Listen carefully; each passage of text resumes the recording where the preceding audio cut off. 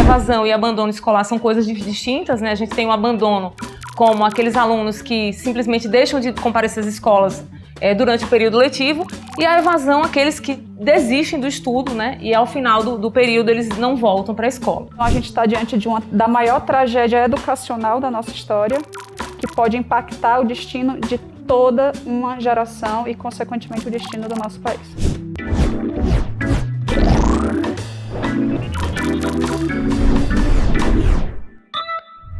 Fernanda, eu acho que o que de mais urgente a gente pode fazer para resgatar crianças e adolescentes, né, para a educação, para as escolas, talvez seja a ferramenta trazida aí pela Unicef, que é o Busca Ativa, né, que já está implementado em alguns estados, alguns municípios aqui no Brasil, não em todos, mas que é aquele resgate mesmo da criança e do adolescente, trazer de volta para a escola. E aí vem um segundo desafio, que é como mantê-los, né, na escola, como fazer todas essas crianças e adolescentes sentirem prazer e vontade de estar na escola. E aí, na Busca Ativa, a gente vem com outras iniciativas, como a do governo do estado de São Paulo, que contratou famílias. Para quê? Para fiscalizar os protocolos na escola, para fazer, inclusive, a Busca Ativa. Então, ele estava atacando dois problemas. O problema socioeconômico, de emprego, e da evasão. Eu acredito muito numa transformação da nossa educação básica. A gente está diante de uma educação em sala de aula ainda nos modelos do século XIX para uma vida do século XXI. Então a gente precisa transformar o nosso currículo, a gente precisa aumentar a carga horária. Escola em tempo integral não deve ser uma exceção na nossa sociedade, devia ser a regra, né? O investimento na primeira infância, ali de 1 a 6 anos, a alfabetização no tempo certo. Porque a gente sabe que o aluno que teve acesso à creche, à pré-escola, que se alfabetizou no tempo certo, ele cria o vínculo com a escola. E a partir dali a taxa de abandono e de evasão diminui.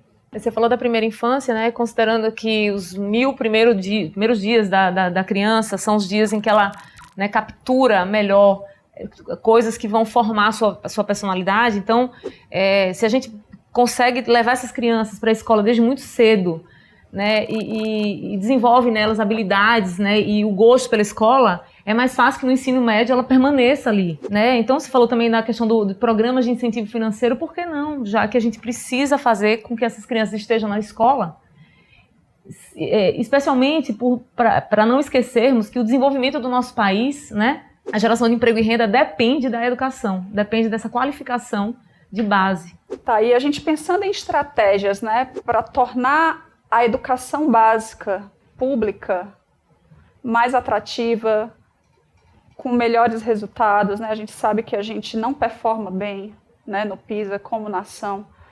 Por que não pensar em parcerias público-privadas dentro da nossa educação básica, né?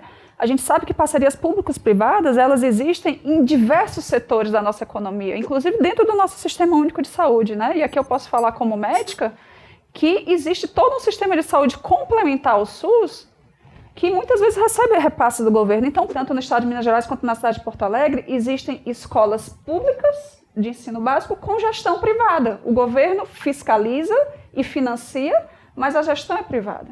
Uma coisa importante, falando de gestão, é a profissionalização da gestão das escolas públicas, né? O que a gente vê na prática é uma politização, né, da direção das escolas, sem a preocupação, né, com a atividade fim, que é realmente a educação, ensinar aos alunos alguma coisa, né? Então, diminuir a politização e profissionalizar essa gestão. Acho que é muito importante, como a gente tem nas escolas privadas, uma gestão técnica. Imagina se você que a cada 4 anos a gestão municipal muda, e muda toda a gestão de todo um sistema de ensino dentro do município por questões políticas. Então, por que a gente não pode ter um plano de cargos e carreiras de direção de escolas, né? Bom, a escola ela pode e deve contribuir para combater a evasão escolar. E, na verdade, na prática, a gente vê o contrário. As escolas contribuindo para a evasão por uma série de motivos. Então, posso elencar vários aqui. A questão da segurança nas escolas, dentro das escolas e no trajeto às escolas. A questão da matriz curricular, né? Os alunos não têm interesse nem identidade com aquilo que se aprende. A falta do ensino profissionalizante, porque, afinal de contas, muitos alunos deixam de estudar para trabalhar porque precisam ganhar dinheiro, e se eles estivessem trabalhando enfim, se profissionalizando, seria muito mais fácil arrumar um emprego, né, a posteriori. Eu posso contar uma história do meu estado, numa das escolas de um interior com, né, índices muito, muito altos de analfabetismo, se descobriu que as crianças não conseguiam aprender porque muitas delas tinham anemia. Então, bastou um exame de sangue para detectar que uma mudança na alimentação, na merenda escolar, impactaria diretamente no aprendizado. Perfeito. E a gente precisa também transformar o ambiente físico da escola em um ambiente atrativo, né? A gente sabe que existem recursos. Para onde será que esses recursos, né, da educação estão indo? Será que eles estão efetivamente sendo bem empregados em infraestrutura escolar, em tecnologia? Você falou aí de matriz curricular, que a gente pode fazer até o link, né, com a reforma do ensino médio, que ela visa, além de um aumento progressivo de carga horária ao longo dos próximos anos, uma reformulação de toda essa matrícula, com ensino técnico profissionalizante, com disciplinas optativas, tornando o ensino mais atrativo e mais atual. Então, assim, a gente elenca aqui que a nossa escola está ultrapassada. E quando a gente fala de escola pública, ainda mais. E assim, só mais um dado, né, como eu sou delegada de polícia, eu tenho que trazer o dado da violência, né, também. Na minha cidade, Aracaju, né, 50% dos alunos, estudantes da rede pública municipal, já relataram algum tipo de violência sofrida, seja no trajeto para a escola, seja dentro da escola. Então, a escola acaba sendo um ambiente hostil, né, para os alunos e as próprias famílias, então não tem interesse que esses alunos vão para a escola. E outra coisa que a gente vê muito também, que contribui para essa escola não estar sendo tão atrativa, é a desmotivação dos profissionais da educação, né? Seja por uma desvalorização, seja por um ambiente de trabalho inadequado, seja por medo da violência, né? Então, é realmente um problema estrutural muito complexo, que não tem uma resposta única, mas a gente só vai conseguir sair desse buraco se a gente priorizar, né? Se a gente realmente, como sociedade, colocar a educação como pauta prioritária da nossa política de Estado e de sociedade. Fernanda, é preciso, então, conscientizar as famílias, né, de que a educação é prioridade, que as crianças e os adolescentes precisam estar na escola. Como fazer isso, né? Bom, é preciso, primeiro, que o poder público assuma, né, prioritariamente esse papel e que traga as famílias para a escola, né? Para que as famílias se sintam, primeiro, segurança de que aquele ambiente é um ambiente tranquilo para que suas crianças e seus adolescentes estejam. Segundo, conscientizar que o desenvolvimento de qualquer cidade, estado, país, ele passa necessariamente pela qualificação da mão de obra.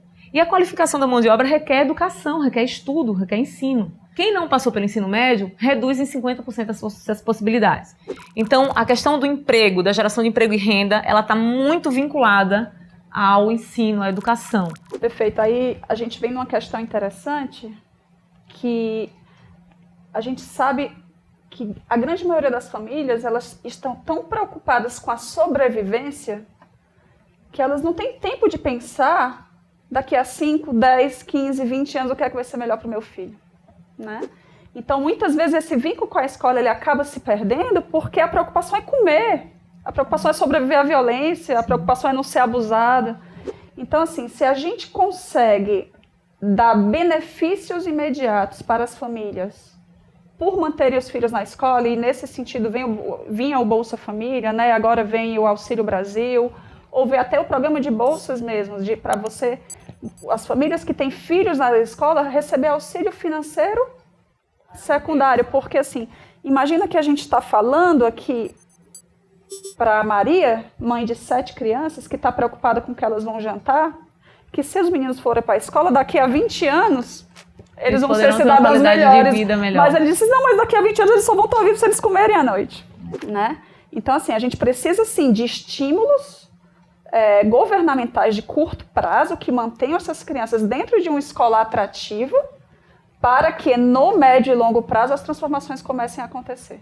Eu acho que os políticos, eles são muito imediatistas, eles querem construir obras, eles querem fazer coisas físicas que deem para ver, visualizar. E a educação é um investimento que você faz hoje para só alcançar os frutos daqui a 10 anos ou até na próxima geração. Eu penso que a gente tem que priorizar a educação sem pensar na sua performance política. Isso é um compromisso nosso, de cada um de nós brasileiros, com a educação, com a nossa geração e com as gerações futuras. Né? Você concorda com isso? O que você acha?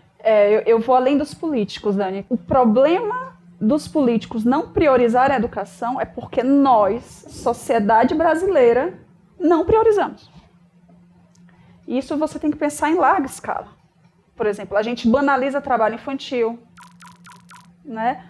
Por exemplo, em muitas cidades e municípios, e principalmente periferia, ninguém questiona o fato da criança não estar na escola se ela está aprendendo um ofício com o pai.